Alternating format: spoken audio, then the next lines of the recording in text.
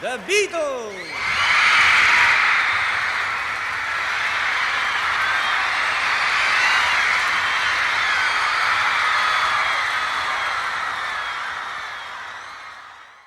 Hi everybody, this is John here.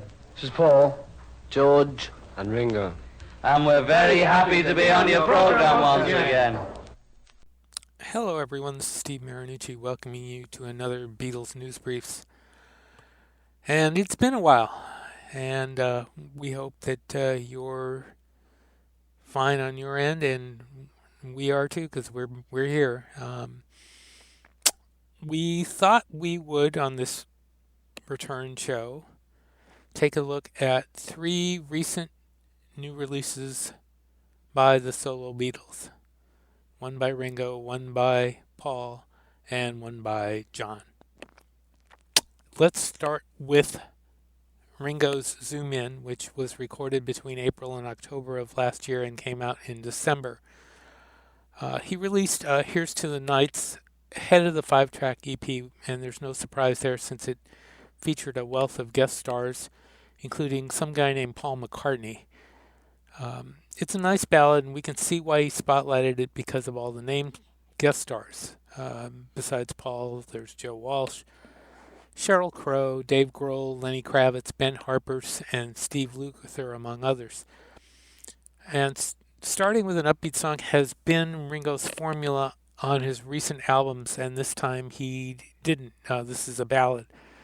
But as usual, his vocals sound fantastic.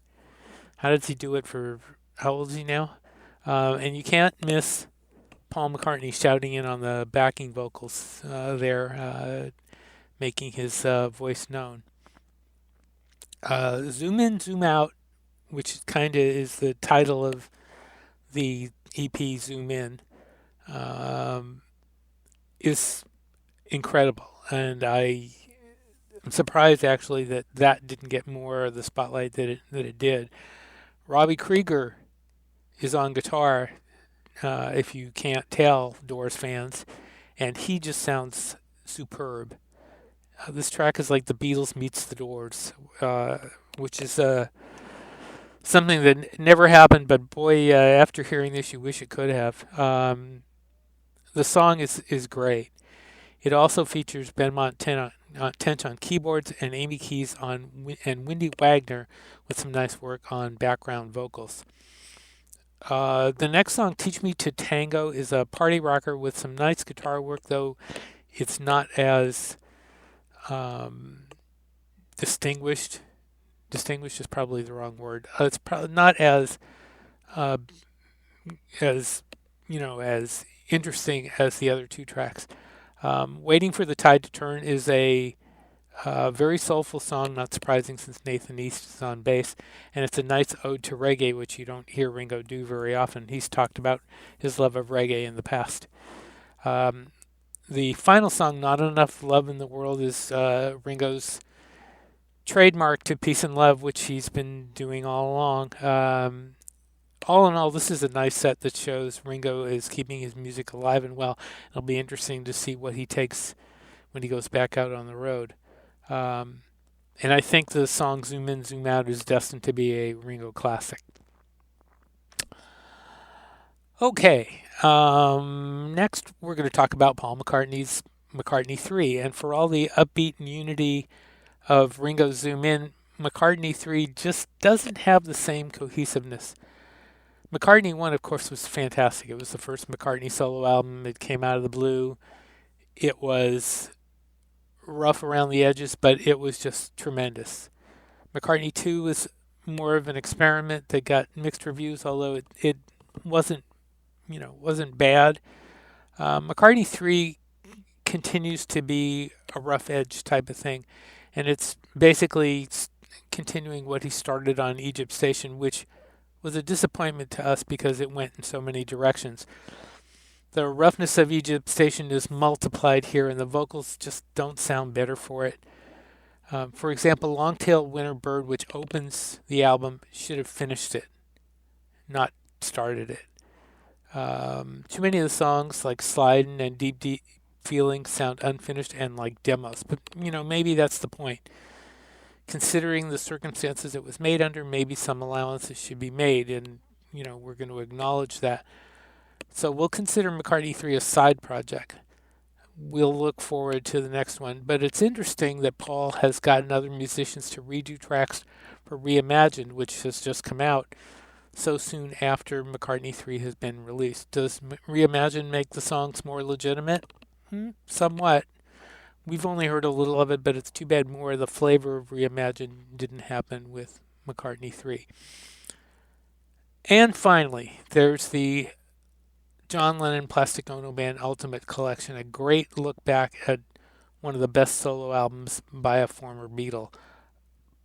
I personally wore out my first vinyl copy of this thing back in the day, and it's funny to read the notes by Paul Hicks, who did some of the remixing on the album, who also wore his out, and I think a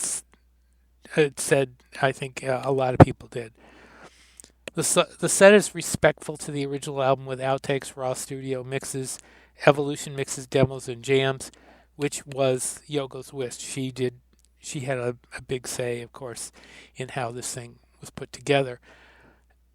As with previous sets, there are some neat little surprises in the outtakes, but my wish is that the outtakes of each song were put back to back and not separated as they are. I think that would have made a better listening experience. Still, this album was such a tremendous work when it came out, and it's nice to see the additional tracks released to the public for the first time. The set, as a bonus somewhat, also includes the complete tracks of the Yoko Ono Plastic Ono Band album, which has never really gotten the attention that it deserves, probably because it's Yoko, and Yoko's stuff never does. But if you're a Yoko fan, this is one of her best albums, and I'm glad to see them add that onto the John Lennon stuff. It's great. So, anyway, it's a short and sweet podcast. That's it for now. Listen for our podcast on Podbean, iTunes, YouTube, TuneIn, Google Play, Amazon, and Stitcher. Subscribe to us, and please let us know what you think, and interact with us on our Beatle News and Information page on Facebook, where you can get the latest Beatle news, both ours and what's going on around the world all the time. Have a great day, and please take care of yourself. Be seeing you.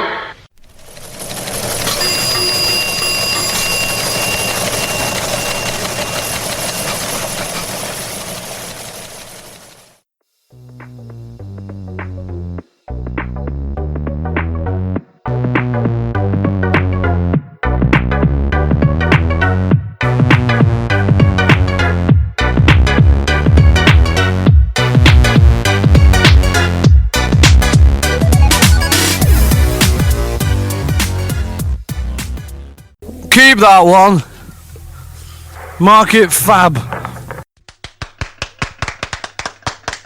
What a show!